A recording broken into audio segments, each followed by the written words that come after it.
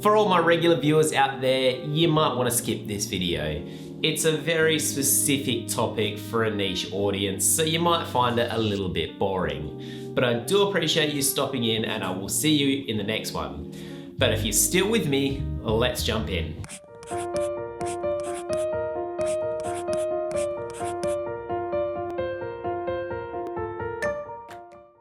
As I'm sure you're aware, superannuation is Australia's mandated retirement savings system, and there are conditions that you need to meet in order to be able to access the money. And I often get asked the question, is leaving Australia one of those conditions? And the answer is, it depends. If you were a temporary resident on a temporary visa issued under the Migration Act, then you're eligible to access the super once the visa has lapsed and you've left the country. To access the funds, you simply make a written withdrawal request to your superannuation fund. However, if it's been longer than 6 months, then it's likely that the money has been sent to the ATO and you need to make your withdrawal request to the ATO.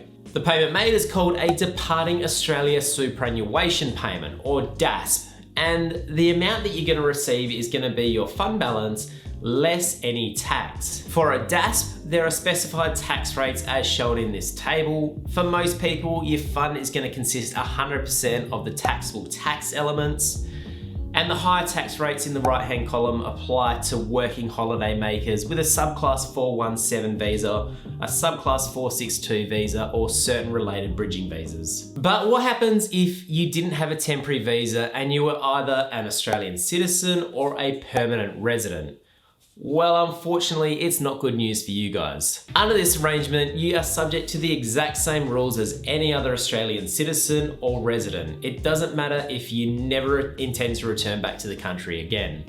And that means for most people, in order to access your funds, you're going to need to have reached your preservation age and retired, or reached age 65. As shown in this table, your preservation age is based on your date of birth. And so if you were born before 1 July 1960, your preservation age is age 55, which you would have already met.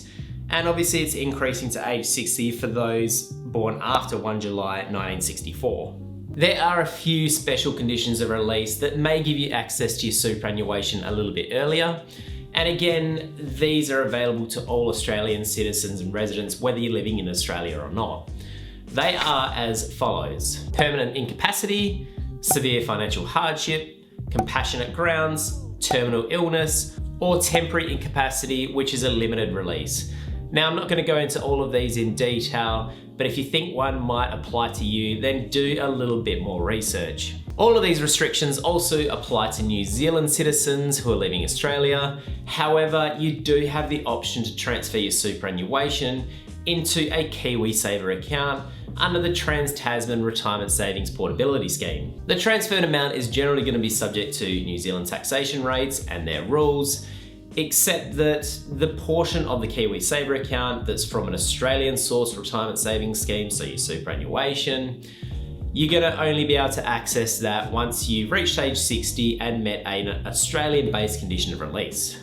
But if your money is stuck in Australia and you can't access it, then make sure that it's in the right superannuation fund and it's invested wisely. While this 15% tax entity is forced upon you, you may as well make the most of it. But that's it for me today, guys. Thanks a lot for watching. If this video was helpful, leave it a thumbs up, and I will see you guys in the next one.